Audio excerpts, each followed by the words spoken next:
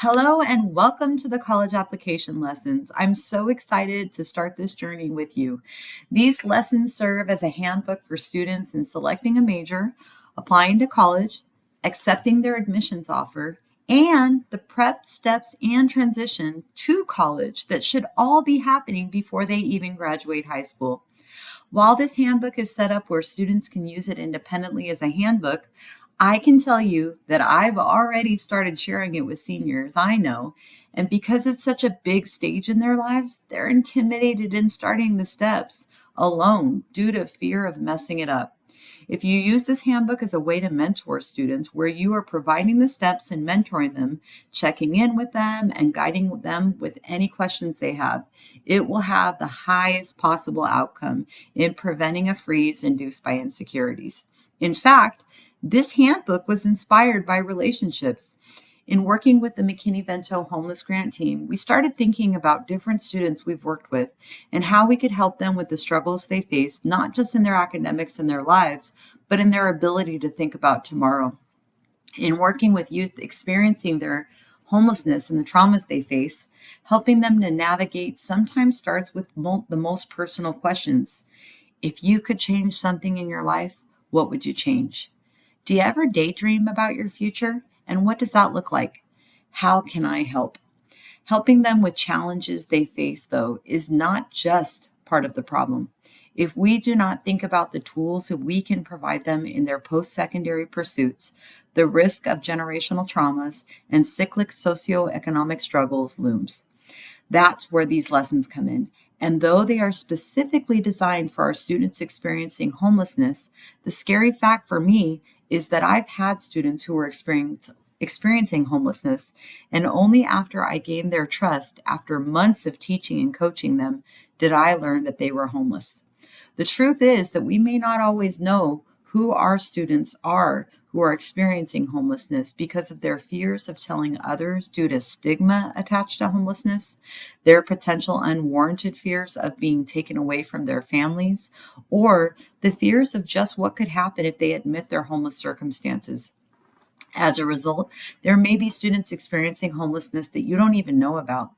The benefit of these lessons is though they were inspired to help students who are experiencing homelessness and they were designed to breathe belief into this population, they're applicable to all of our students. So if you bring them back to your classroom and you use them there, or you share them with students you work with in a club or sports, they can help more students and reach the unknown students experiencing homelessness. So let's go ahead and dig in. The first timeline that I'm going to show you is a college preparation timeline, and it's with small steps that each grade level can approach and complete that are relevant to them and relevant to the experiences they're experiencing in that grade.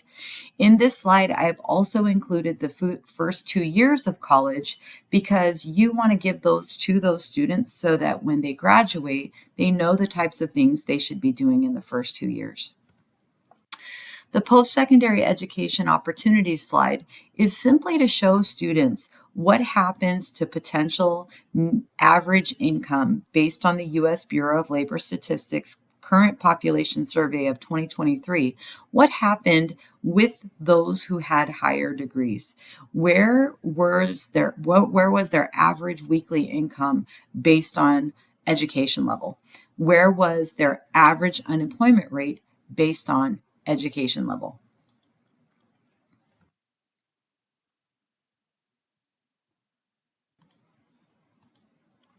The next slide shows what happens when we have recessions, what happens with unemployment in the last recession we had in 2008. Based on this data from Georgetown University Center on Education and the Workforce analysis of current population survey data from 2000 to 2016, this shows students what happens with people who have college degrees versus those who do not with their unemployment. And so, what you'll see in this data is that those who lost jobs with college degrees gain jobs quicker in the recovery than those who did not. The point of the two slides is not to say that some populations are better than the other, but just shows the data and the opportunity for those with college degrees, and so that students can see the benefits of the college degree. The post-secondary options after high school slide is really great because it has links to the community colleges, links to the CSUs, links to the UCs, links to private nonprofit options in California. It has links to AV adult education where students can receive certificates and get into careers right after high school through our own high school district.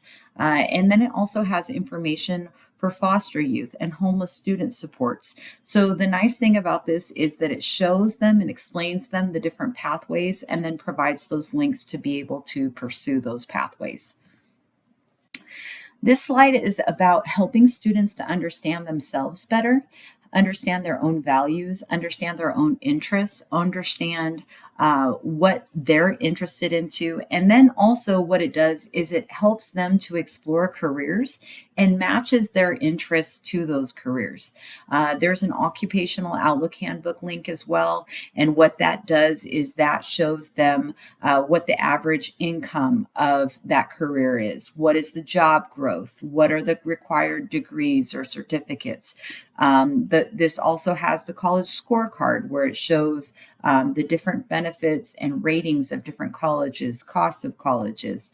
It shows them majors and how to search to see if their college has the major that they're interested in. It talks to them about how to choose a school, that teaches them the difference between a safety, a reach, and a match school. And the concept of that is helping them to understand college acceptance rates and that they should be applying to an array of different colleges with acceptance rates to secure that. There's also in this video, just so you know, with these slides, there's links that will take them to websites, but then there's also links that take them to the videos that I have embedded. I've included them both in the links and the embed, just in case for whatever reason the embed stops working. What I would also recommend with this slide in particular is to have the student explore it for, say, a week and a half, 2 weeks, but then have check-ins where you ask the student to come in and sit down and talk to the student. If you did this in a lesson, I would give the student a few different days. This whole slide could actually be done in a week and a half. You could have the student do homework. You guys could have the students group up in different careers or majors they're all interested in and explore it together. There's an array of different ways to do this to make it approachable. The best thing is to make it approachable to students because there's lots of links, but it's not meant to be done in one session.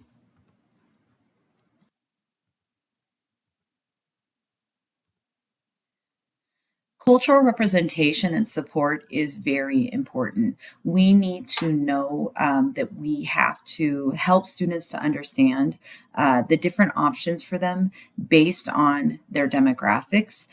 Students do not have limitations. We should never say you can't because you're from this group or that group. But for some students, cultural representation is very important, and they're not necessarily sure of where to find that. So in this list, you're going to see a number of different links, a number of different information. There's the college scorecard, which shows college acceptance rate, impacted majors, which means that those majors, a lot of people are applying to get into those majors, so it's harder to be accepted potentially. It's more competitive. The average retention, so what percent of students are finishing their degree, what percentage of students are continuing in that degree. That also kind of alludes to what kind of support systems are in that major. We have average graduation rate, degree attainment. We have support systems for first generation minority and underrepresented groups. And then I've included AVID-friendly colleges. We have the California Colleges website that'll give them the opportunity to apply to any California colleges, CSUs, UCs, privates. We have CSU choosing a college. There's information on how to do that. There's Educational Opportunity Program, which all of our high school students should apply to. It gives additional counseling, additional college application, class schedule, selection. It gives additional scholarship and financial aid opportunities. Then I've given them a find your place at UCs. It's specific to UCs. And then again, the Educational Opportunity Program for UCs. I have the list of HBCUs by state, HACU member Hispanic Serving Institutions, HSIs, the AAPIs, where our Asian Pacific Islanders populations, where are they attending? And this is for students who want cultural representation that gives them a platform to explore that.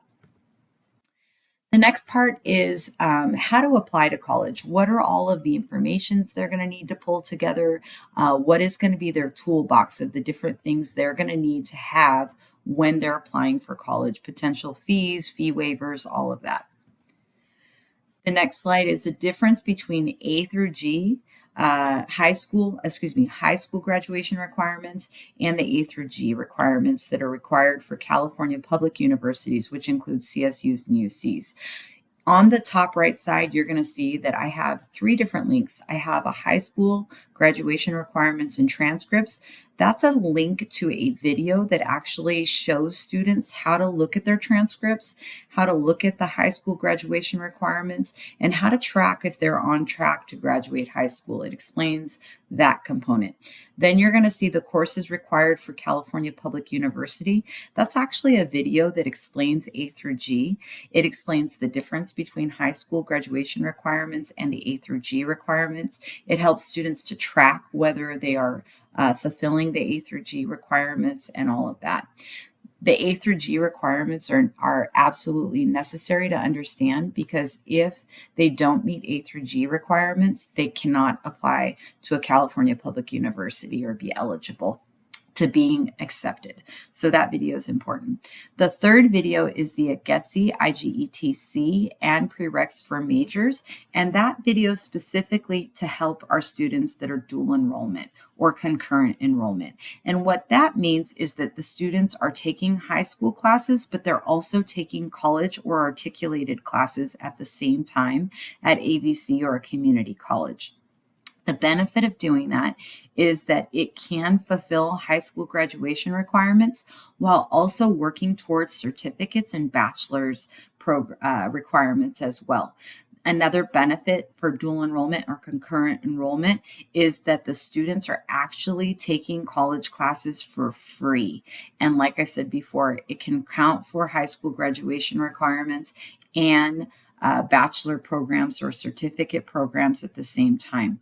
So the video, the IGETC and prereqs for majors, actually explains to them how they can be fulfilling their high school and college requirements at the same time. And that's a video for that. Creating a resume. So the nice thing about this slide is that it actually can be used to show students how to create a resume for college, but it can also show them how to create a resume for jobs and careers. So there's a sample resume, there's an explanation of the resume, there's a video on how to apply and how to do the resume, and then there's also a high school and communities activities record where they can actually fill in all the activities they do so that they can therefore use that for their college application, but also for the resume. The next is a interview slide, and this slide is to help them to prepare for mock interviews. Again, the benefit of this is that it's college or career. It can be, there are some colleges, Harvard for instance is one, that require an interview before they accept the student. And so this is nice because it has mock interview questions. The great thing about this, though, is that I actually use these same mock interview questions with my own sons to help them to prepare for careers, job applications and job interviews.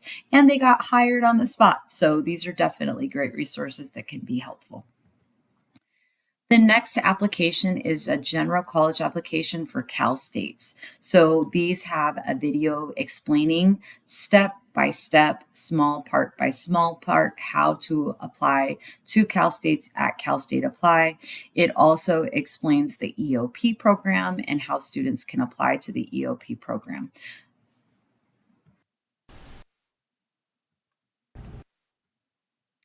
This slide is specific to the UCs.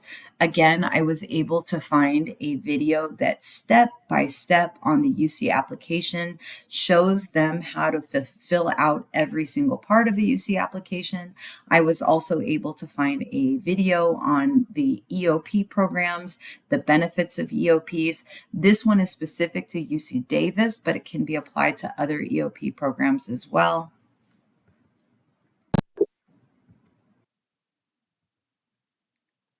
And then this is a slide that actually shows them open websites for university applications. So californiacolleges.edu is really great because they can actually apply to CSUs, UCs, and any private California colleges, any private California universities. So there's a video that shows them, again, step by step, how to use California colleges.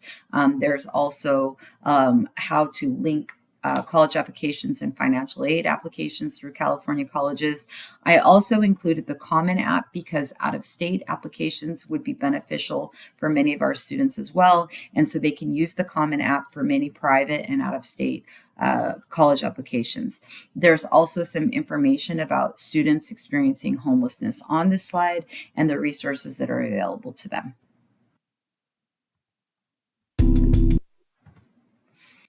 This slide is specific to local community colleges. So here you're going to see that I have a link to apply to ABC, also a link to COC's application.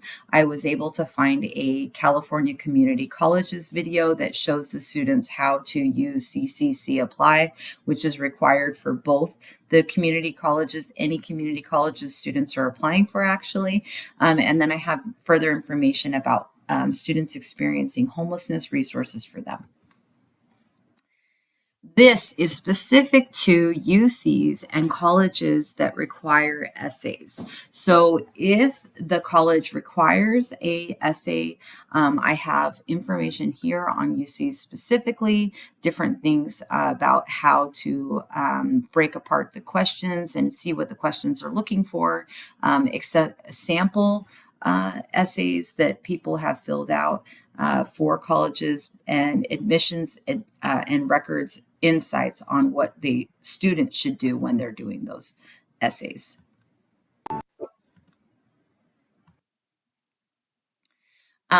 This website is specifically how to take the essays that you might be writing for instance, the UCs, and tweak them so that you can use those same essays for different colleges that also require essays.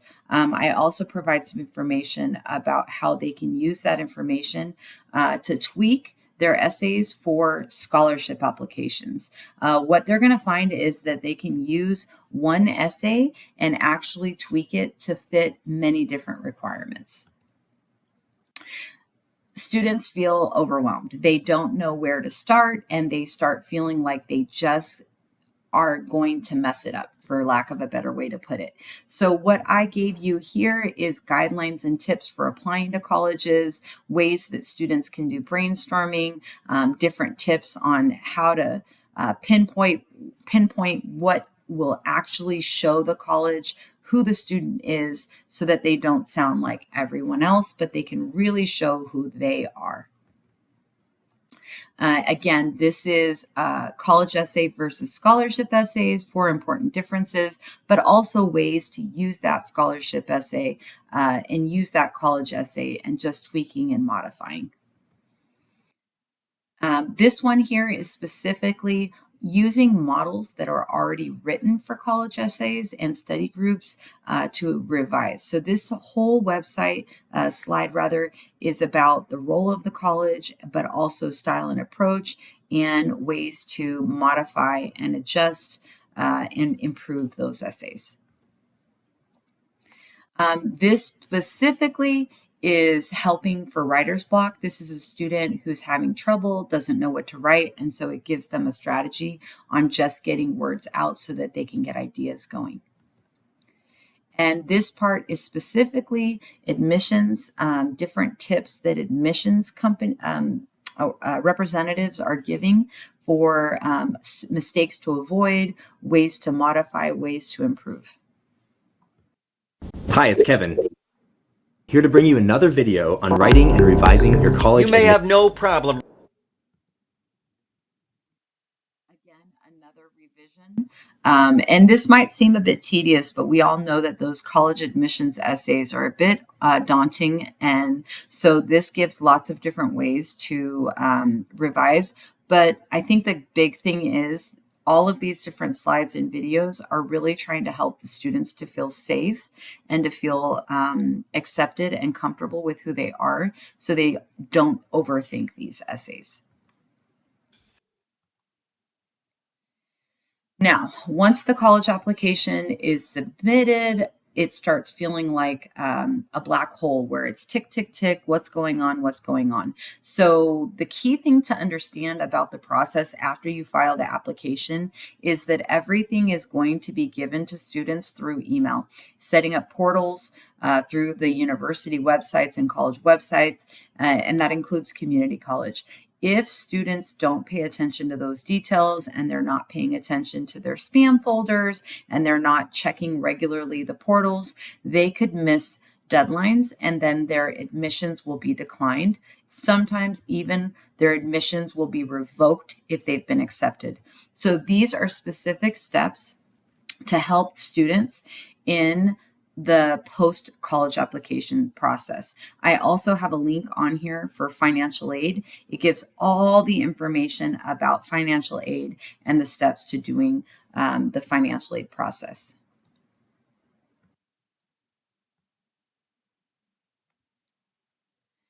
This is additional steps and how to find, once you've been accepted, how to commit to that college and what to do after you commit.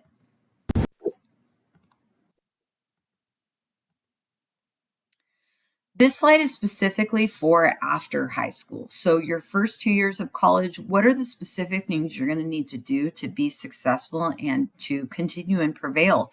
Your second 2 years of college, what does that look like and what do you need to focus on? If you're doing a career technical education program, what does that look like and what are the steps there? I have a link to ABC and the programs that they offer at ABC for career technical education. I also have a link to their bachelor's program that they offer. And then I also have a link to AV Adult Education and all the career technical education programs. Students can be getting certificates. And this is actually beneficial, not just to students who want to go straight into a career pathway, but for students who want to go down a longer pathway. For instance, in business, there's things they could be doing to get those, like a financial literacy and entrepreneurship, medical billing, and some of their graduate programs will actually require for them to have a certain number of hours or a certain amount of experience working in that field. Physician's assistants, for instance, business masters, MBA programs, for instance. And so they could actually be getting their certificate and getting those hours working at the community college or working while they're in the university in that field so that they can increase their transition time, decrease their time towards transitioning to graduate school. There is something called the summer melt. And specifically, what that means is not just for university, but community college students. A number of them don't actually make it after high school graduation to starting in the fall. They end up not going on. This is a list of specific things that the students can do that actually decrease the chances of them becoming a statistic of summer melt. And so this is why I've offered this for you.